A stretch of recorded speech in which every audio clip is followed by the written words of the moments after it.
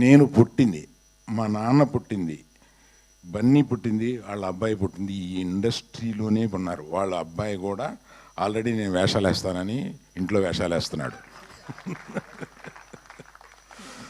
So 4 జనరేషన్లు మేము ఈ ఇండస్ట్రీలో ఉంటూ ఒక ఇండస్ట్రీకి ఏదైనా తిరిగి మనం ఇవ్వాలంటే ఇటువంటిది ఇవ్వాలి కదా అని. ప్లస్ నాకు ఆఫ్టర్ ఐ రిటైర్ నేను చూసుకొని గర్వించదగిన ఒక చోటు ఉండాలి కదా అని అనిపించి అటువంటి రియల్ ఎస్టేట్ ఇది చేయకుండా దీన్ని ఒక థియేటర్గా మలిచాను.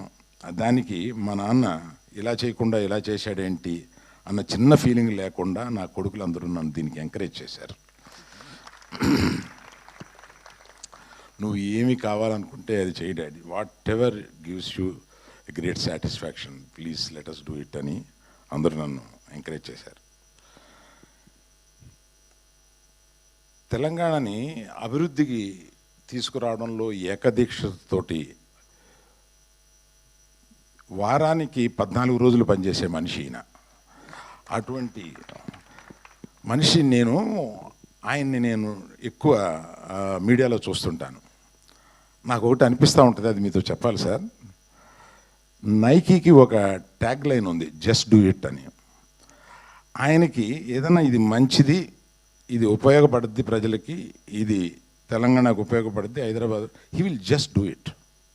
ఎక్కువ క్యాలిక్యులేషన్స్ లేకుండా he will just do it. That's what I have notice sir. That is what made you great today. నేను అది నమ్ముతున్నా. మీరు ఏదైనా గొప్ప పని చేసేటప్పుడు ఈ జస్ట్ డూ ఇట్ గుర్తొస్తుందన్నమాట మీకు.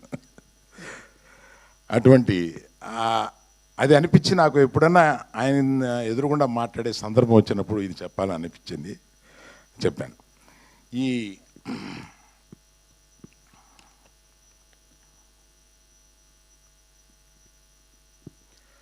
ఇటువంటిది ఒక్కడిగా డబ్బిస్తే రాదు.